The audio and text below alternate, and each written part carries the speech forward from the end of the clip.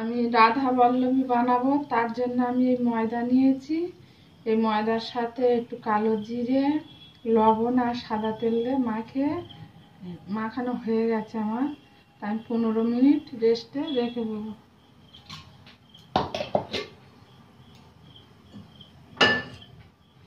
এই কড়া বসিয়ে দিলাম। আর এটা আমি মুগ ডালের বানাবো। মুগ ডাল আমি সিদ্ধ করে নিয়েছি, মুগ ডালের বানাবো আমি।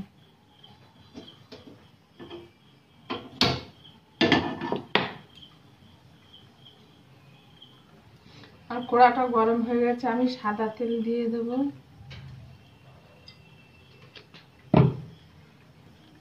আমার তেলটা গরম হয়েছে, তেলের মধ্যে আমি গোটা জিরে দিয়ে দেব ফোড়ন হিসেবে। তারপরে সিদ্ধ করা ডালগুলো আমি দিয়ে দেব।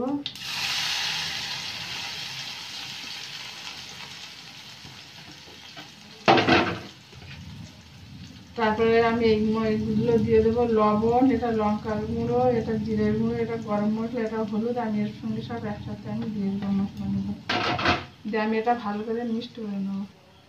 এটা আমার হয়ে গেছে, এবার আমি নামিয়ে নেবো। নিয়ে পুরগুলো আমি লুচির মধ্যে দিয়ে ভরে নেব।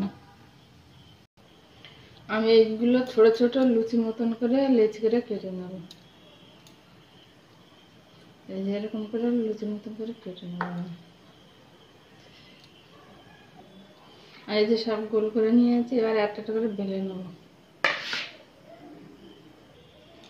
এই যে আমি এরকম করে সব গোল করে নেবো, নিয়েছি ফোর করে। এর মধ্যে এবার পুরগুলো সব দেবো। এই যে পুরগুলোর মধ্যে এরকম ভাবে ভরে দেবো, দিয়ে মুখটা এইভাবে আটকে নেব। এই যে এইভাবে আটকে নিয়ে সবগুলো আমি ভরে নেই। এইভাবে সব আটকে নেব আমি। এই দেখুন, এইভাবে আমি সব বেলে নেব ভরে, এইভাবে সব বেলে নেব। এই দেখুন বন্ধুরা, আমি এইভাবে সব বেলে নিয়েছি। এবার সবকে ভেজে নেবো এক এক। বন্ধুরা, আমি কড়াইতে তেল বসিয়ে দিয়েছি, আমার তেলটাও গরম হয়ে গেছে।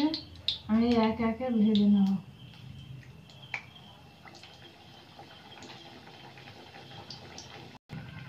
দেখুন বন্ধুরা, এটা আমার হয়ে গেছে, আমি তুলে নিচ্ছি। এই যেটা আমার হয়ে গেছে।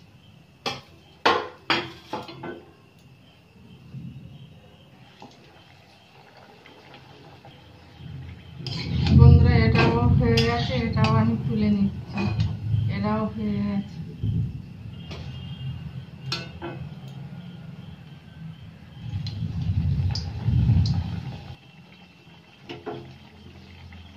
এই দেখুন বন্ধুরা, আমার সব ভাজা হয়ে গেছে। আপনারা এইভাবে আত্মীয় স্বজন আসলে সকালে বা বিকালে টিফিন করে এইভাবে খাওয়াতে পারেন, খুব ভালো লাগে খেতে।